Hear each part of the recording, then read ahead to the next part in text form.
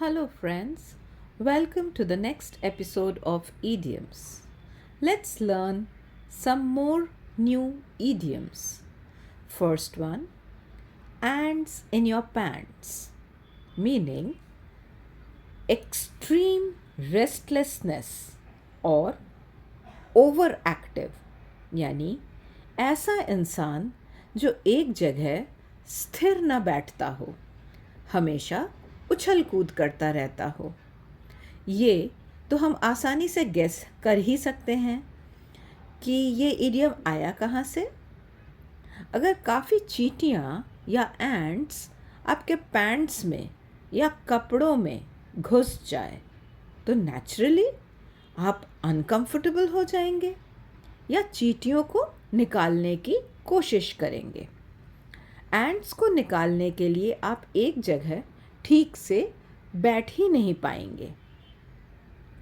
तब you will find it difficult to settle down and ऐसे में बोला जाता है एंट्स इन योर पैंट्स। देखिए इस स्लाइड में लिखा हुआ है अनेबल टू सिट स्टिल और रिमेन काम। The excited boy had ants in his pants. तो इस तरीके से इसको यूज़ किया जाता है।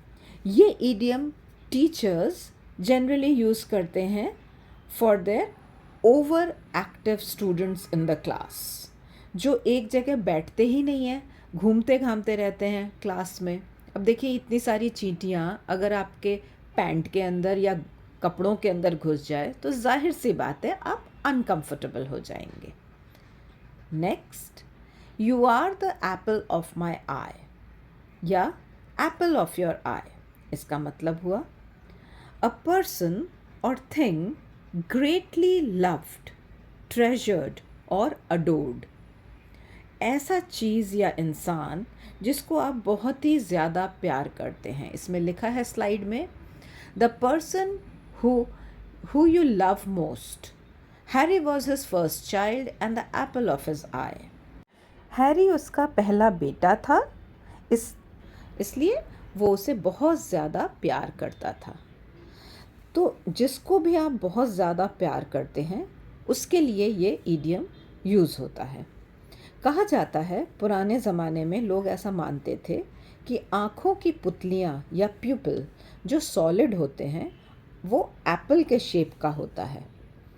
तो प्यूपिल यानी कि एप्पल बहुत कीमती या प्रेशस हुआ, क्योंकि प्यूपिल के बिना हम देख नहीं सकते।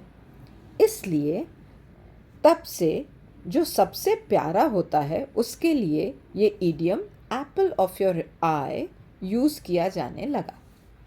ध्यान देने वाली बात है कि प्रोनाउंस आप सेंटेंस के फॉर्मेशन के हिसाब से चेंज कर सकते हैं। Example, my son is the apple of my आई।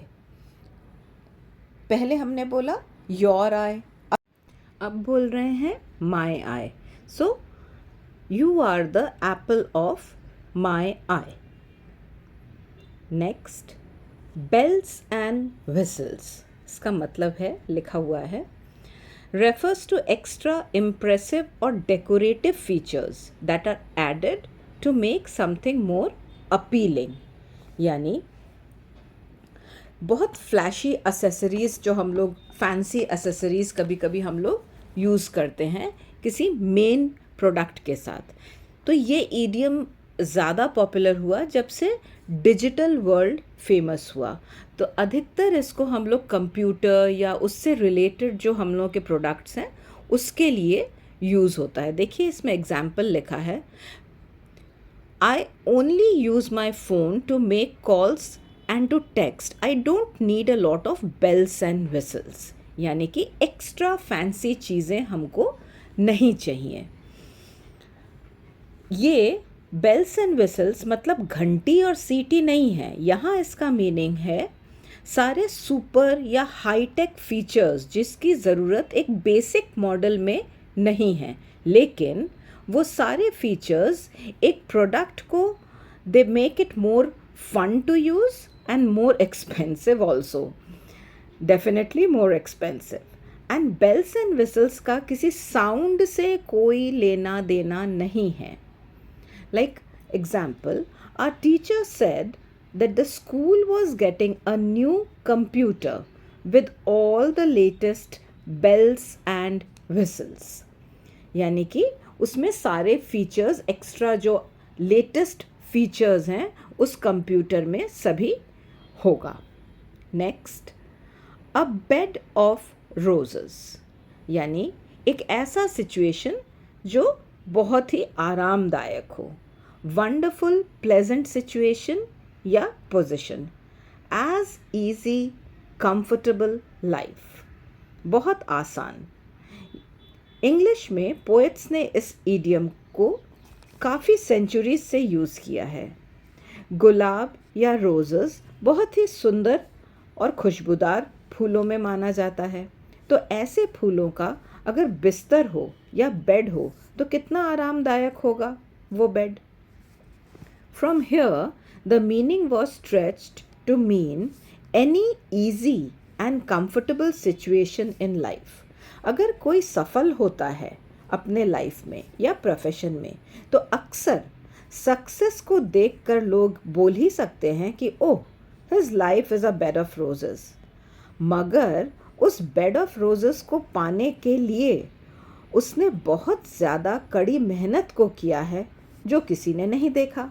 तब ये बोला जा सकता है his journey of success was no bed of roses. Because इसको आप डिफ़िकल्ट भी बोलते हैं. जब आप नो बेड ऑफ रोजेस बोलते हैं इसका मतलब है कि it is compared to the difficulties. So compared with my old school, this one is a bed of roses. पहले वाला स्कूल मेरा डिफ़िकल्ट था, ये वाला स्कूल में सब कुछ बहुत आसान है, तो हम इसको बेड ऑफ रोजेस बोल के एड्रेस कर ही सकते हैं. So life is not a bed of roses. ज़िंदगी एक गुलाब के फूलों की तरह नहीं है, उसमें डिफ़िकल्टीज भी होती हैं. सो नाउ लेट्स रिकैप कि हम लोगों ने क्या क्या सीखा. The first one was ants in your pants. Yes, ants in your pants.